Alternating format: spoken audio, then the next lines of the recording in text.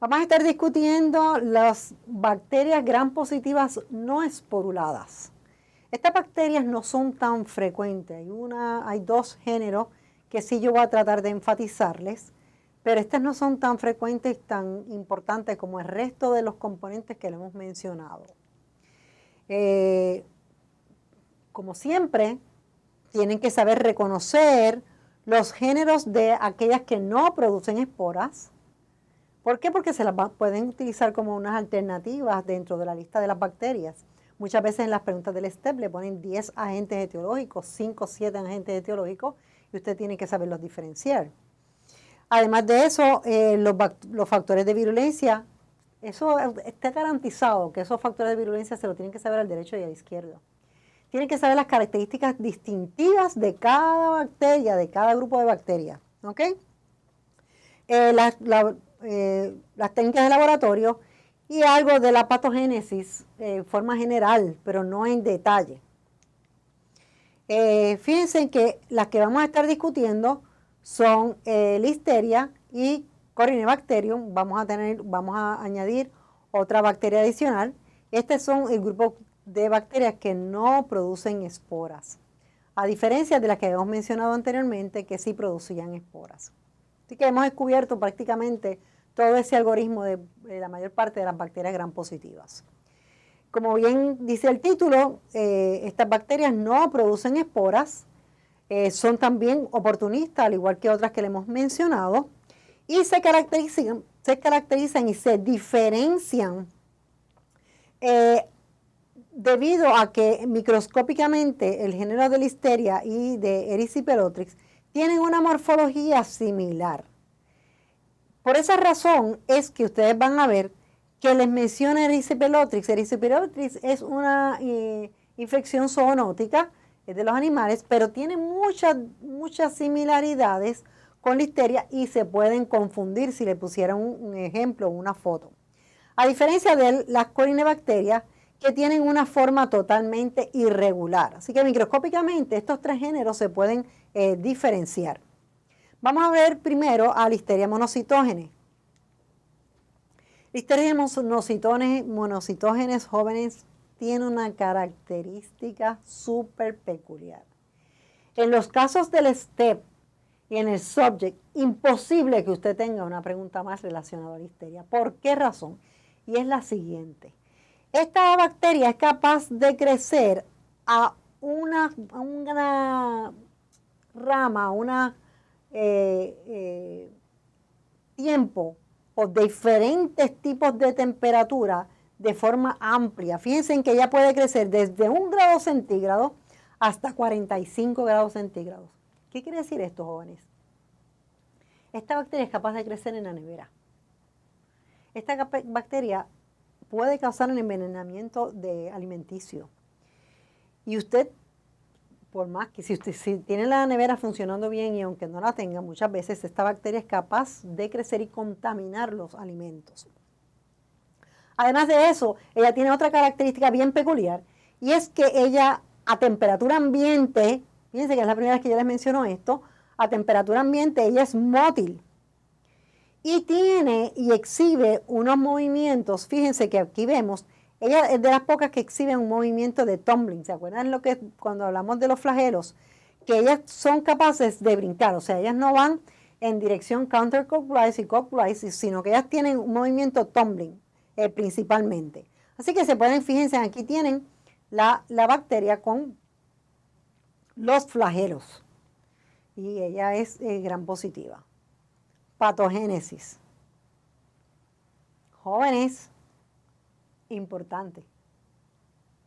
Esta bacteria es una bacteria intracelular, a buen entendedor, pocas palabras bastan, intracelular que crece en macrófagos y fíjense en lo que está en rojo. Es la única gram positiva que produce endotoxinas. Por favor, no se confundan. Porque ustedes dicen, es una bacteria gram positiva. En la generalización me dijeron que solo las bacterias gram negativas producían endotoxina o el lípido A.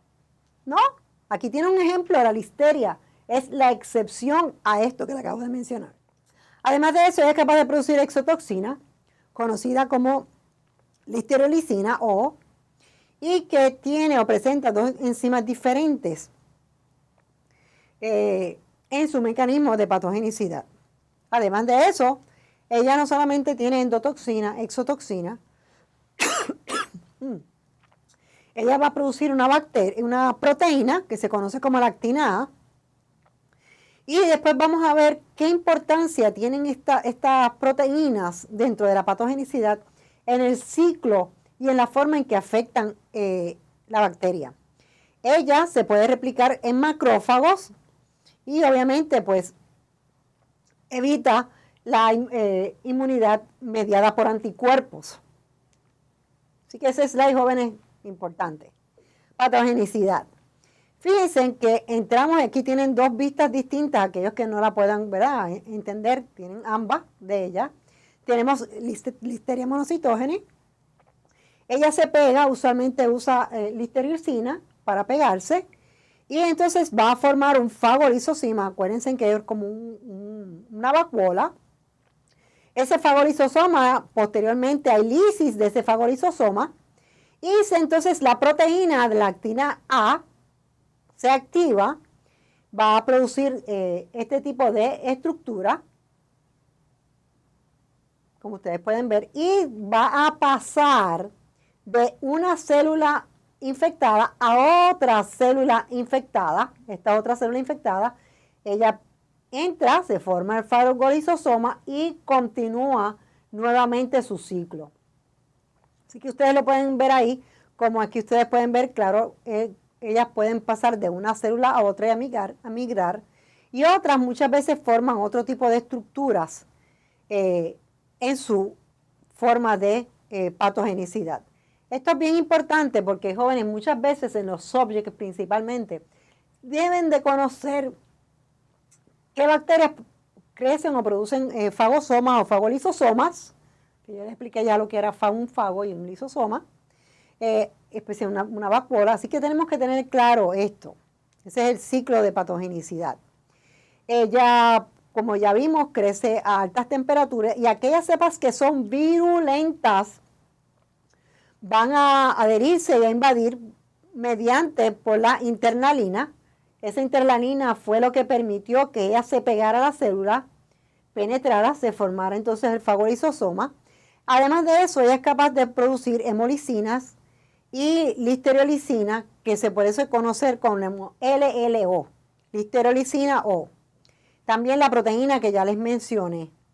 Jóvenes, esta foto que está aquí no es de casualidad, simple y sencillamente esto, el CDC y el FDA son responsables, especialmente el CDC, de publicar, y esto fue una situación que hubo, que alimentos congelados, como son los vegetales mixtos y otros tipos de alimentos, pueden estar afectados por esta bacteria, pueden estar contaminados por esta bacteria. Así que usted tiene que tener mucho cuidado cuando tú utiliza y cuando ustedes ven siempre las fechas de expiración de todos los alimentos y observar bien lo que usted compra. Hay veces que dependen del empaque, ¿verdad? Y usted lo puede identificar fácilmente porque ya hacen y le republican esto, pero esto es un asunto que sí fue publicado, actualizado del CDC. Cuando ustedes hacen una presentación o ustedes van a hacer alguna publicación o ustedes quieren buscar información, recuerden siempre acceder a información actualizada del CDC, que es la oficial desde el punto de vista de infectología. Desde el punto de vista de diagnóstico de laboratorio, ella produce beta-hemólisis, como ustedes pueden ver aquí, es intracelular y también es mótil. Fíjense que también aquí podemos ver cómo identificamos si un microorganismo es mótil. Porque cuando usted coge una muestra del microorganismo y con una aguja recta lo inocula, lo inocula en el agar, si ese microorganismo es mótil, va a haber un crecimiento alrededor del agar donde usted ha crecido, y por eso usted sabe que ese microorganismo es mótil. Si ese microorganismo se queda en el área, se mantiene en el área de inoculación, es que no es un microorganismo que tiene flagelos y es no mótil. Aquí para que ustedes puedan ver que al igual que Staphylococcus aureus, usted tiene que saber compartir que ¿verdad? Cada uno de ellos, es también la prueba de Camp, al igual que Staphylococcus aureus, y también produce unas enzimas de electroforesis, y hay unas formas de unos análisis que se utilizan hoy en día de DNA y de electroforesis para más bien hacer análisis genómicos, pero básicamente yo no voy a ser responsable a ustedes de eso. Solamente aquí para que ustedes vean lo de la prueba de Camp que yo les había mencionado y que les había explicado en los Staphylococcus. Usualmente le hacen preguntas en el subject si es CAM positivo, CAM negativo. Eso es otra cosa que ustedes deben de tener claro. Listeria monocitógenes, estamos claros, intracelular, macrófagos, crece a bajas temperaturas, bien importante, es mótil. Ya lo tienen claro, ¿verdad? Bueno, pues vamos con la segunda, que es el género de Elixopelotrix. Fíjense en que tiene una morfología totalmente diferente. Es anaeróbicos y tiene distribución mundial, o sea, es un microorganismo ubícuota. Fíjense que es un microorganismo que se considera pleomórfico, o sea, que tiene una gran variedad de formas, no se delimita a ser un bacilo específicamente. Puede formar como unas especies de filamentos en la mayor parte de las veces, y a diferencia de Listeria, ella va a producir unas colonias pequeñas y que son alfa hemolíticas, no son beta hemolíticas, ¿ok? Estos jóvenes, para que recuerden que es una condición zoonótica, ¿ok? Aunque los humanos se pueden afectar, pero es algo sumamente raro. Ella va a producir hialuronidasa y neuraminidasa. También produce un tipo de cápsula que tiene dos tipos de cepas. La cepa virulenta, que es la cepa A, y la no virulenta, que como les digo, bien recuerden que les mencioné que cuando una cepa también se ven las colonias suaves o rugosas, depende si es virulenta o se ha revertido a una no virulenta. Esas son las cosas que desde el punto de vista microbiológico es importante identificarla. Obviamente ya sabemos que todo microorganismo, en este caso, que presenta una cápsula y es virulenta, también resiste el proceso de fagocitosis, ¿verdad? Inhibe el proceso de fagocitosis. Y usualmente la forma en que entra al huésped es mediante, si usted tiene una herida, un área raspada, pues usted se puede contaminar, el animal se tiende a contaminar. El humano puede tener y se caracteriza por este tipo de lesión. Fíjense que unas lesiones bien características, esto lo vamos a ver posteriormente, varían considerablemente el tipo de lesiones. Así que yo les dije que era raro, pero sí puede suceder. Este laboratorio, ¿verdad? La forma de diagnosticarlo es viendo los bacilos gram positivos y pleomórficos. Es un microorganismo microaerofílico que también puede crecer en agar chocolate, y también es un microorganismo que requiere de la presencia de CO2. Recuerden que otros microorganismos requerían la presencia de CO2 y que eran microaerofílicos, y también que crecían en agar chocolate. ¿Recuerdan el género, jóvenes? Repásenlo. Ella es catalasa negativo porque dijimos que eran anaerobios, ¿verdad? Y es unas pruebas de fermentación que se utilizan para la identificación. Elixopelotrix, pues ya saben la importancia de él, que es una condición, es un microorganismo que afecta a los animales, zoonítica, es pleomórfico, etc. Corynebacterium. Corynebacterium se caracteriza porque va a formar unas especies de gránulos. Fíjense que es bien diferente, bien característico. Usted dice, profesora, pero eso me parece a los palitos de tambor que ustedes habían mencionado previamente. Pues no, estos son gránulos. Fíjense que no se ve el bacilo completamente, estos son gránulos, y se caracteriza el Corynebacterium por eso.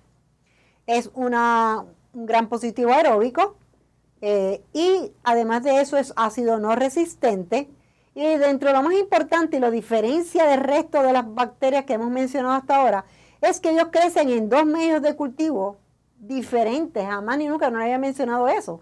Los medios que yo les he mencionado como resumen en todas estas presentaciones son McConkey, agar sangre, agar chocolate, Tire Martin, pero nunca habíamos mencionado estos dos medios, que son exclusivamente de las corinebacterias. Como les mencioné, ellos producen unos gránulos metacromáticos y además de eso son cepas lipofílicas que tienen afinidad, ¿verdad?, por los lípidos en la mayor parte de las veces, y ellos son parte y tienden a colonizar el área del tracto respiratorio superior. En la nasofaringe puede ser un reservorio en la mayor parte de las veces. Dentro de la gente más importante y de la especie más importante que tenemos es el Corynebacterium diphtheria. Ustedes tienen que haber escuchado alguna vez la condición de difteria, pues este es el agente etiológico de esta condición, que va a producir, acuérdense, en los gránulos es de bien importancia y lo puede distinguir fácilmente. Aquí ustedes pueden ver que es bien pleomórfico, es sumamente irregular, tiene unos gránulos metacromáticos, como les mencioné, mírenlos aquí, y se puede teñir bien en el bacilo con una tinción que se conoce como tinción azul de metileno. Desde el punto de vista de patogenicidad, ella va a producir, a secretar exotoxina, y lo que le va, estas son las dos formas de patogenicidad. Estas son las dos formas que le van a atribuir patogenicidad a la bacteria.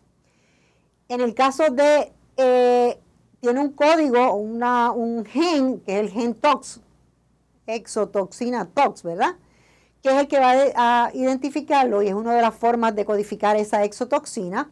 Y también esa Corynebacterium diphtheria puede ser a través de un bacteriófago que se conoce como el betafago. Esos betafagos sería la fase latente dentro de la patogenicidad de esta bacteria, sería la fase latente. Fíjense, lisogénico, latente, las dos comienzan con L, ¿verdad? Pero es el que se conoce como betafago. Acuérdense, ¿quién produce el betafago? Aquí tienen para que vean que produce exotoxina, codificado por un betaprofago, y estas son las dos subunidades que tiene, que es la activa, que es la A, y la B es la que le va a permitir a la bacteria entrar a la célula. Pseudomonas, ustedes saben que siempre es bien importante compartir, acuérdense que por ejemplo E. coli producía Chigatoxi también. Pseudomonas produce una toxina bastante similar. ¿Cómo es que nosotros podemos acordarnos de eso? Bueno, por la base de EF, G, ¿verdad?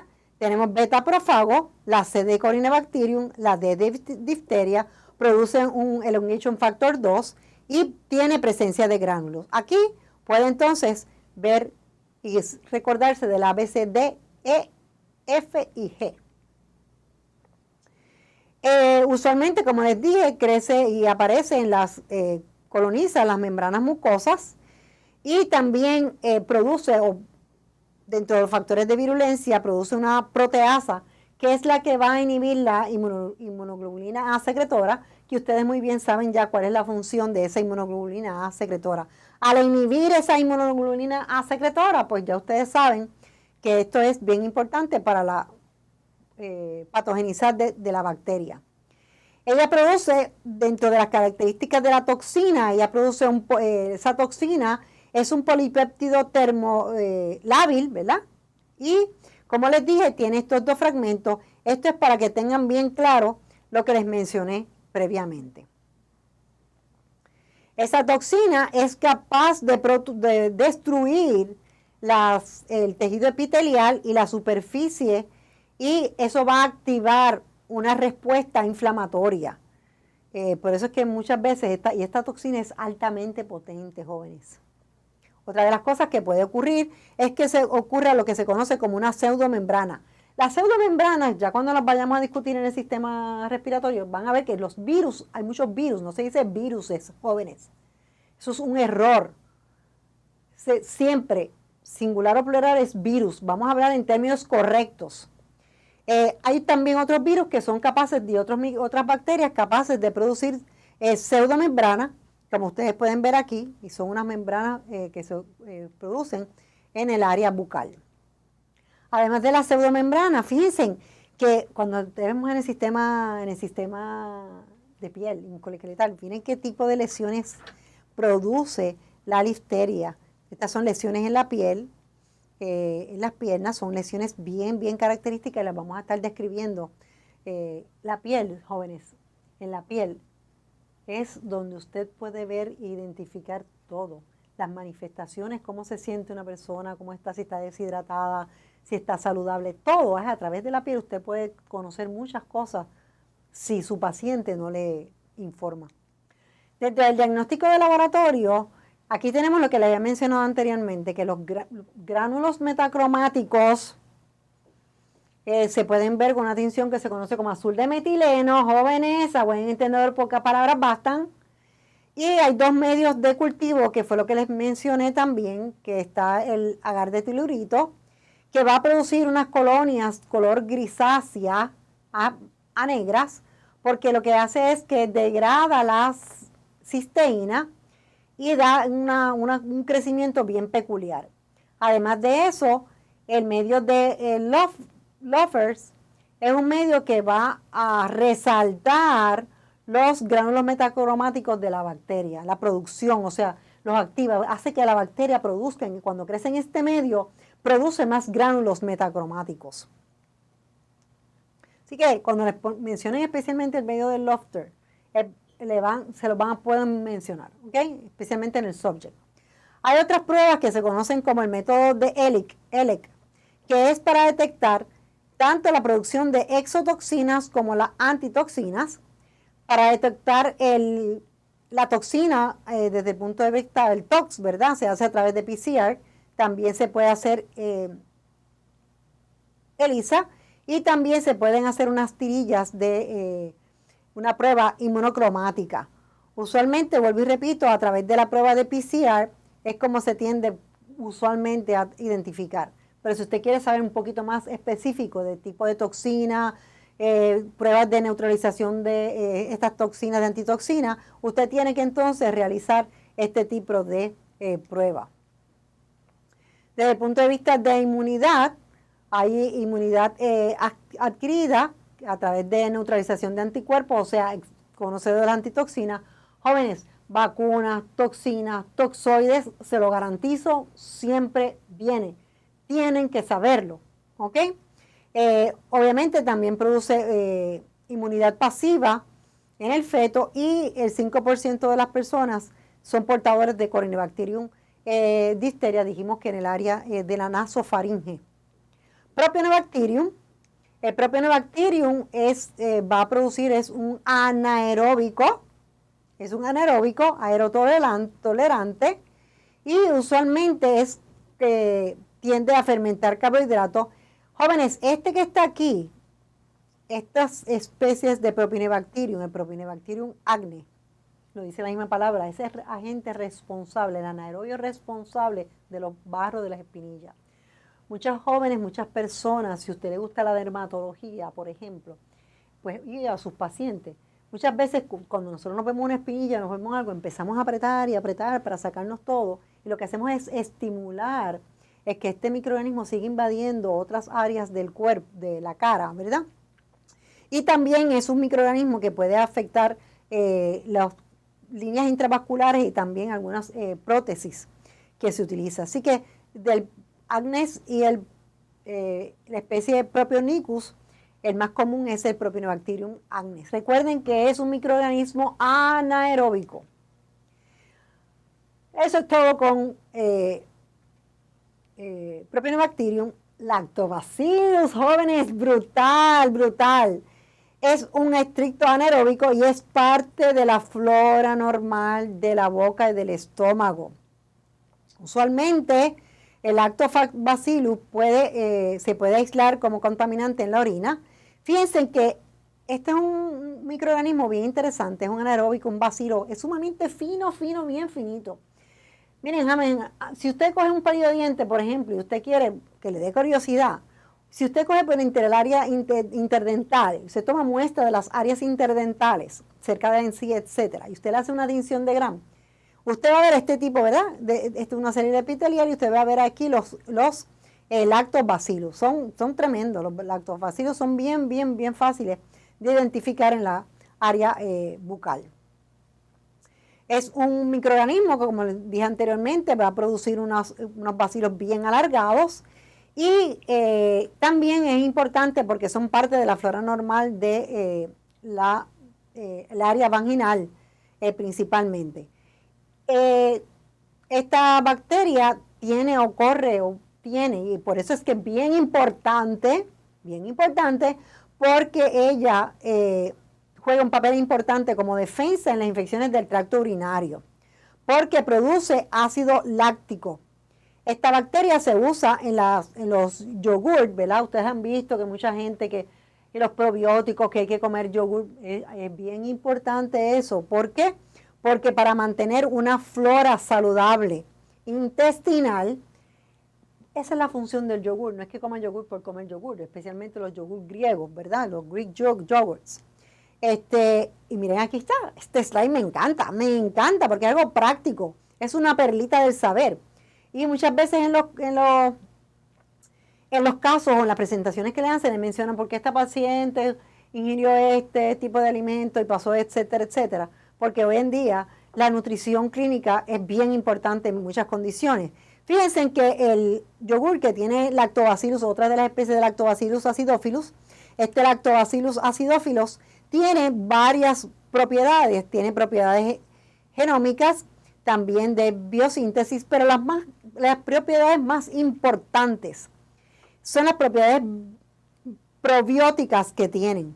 Fíjense en que tienden a producir unos compuestos antimicrobianos, tiende a adherirse a los enterocitos, si ustedes conocen a nivel de histología cuáles son los enterocitos, y tiende a metabolizar la lactosa.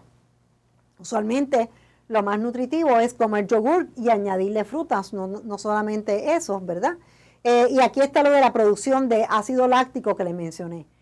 Esto es bien importante, la utilización de lactobacillus. Si ustedes vean cuando compran los yogurt, van a ver qué tipo de lactobacillus, si tiene lactobacillus. Por eso la fecha de expiración es importante. ¿Por qué es importante? Porque vas a ver cuán fresco, cuán activo va a estar ese lactobacillus ejerciendo sus efectos probióticos. Eso es todo, jóvenes. Les deseo éxito y cualquier preguntita sabe que siempre estamos a sus órdenes. Muchísimas gracias.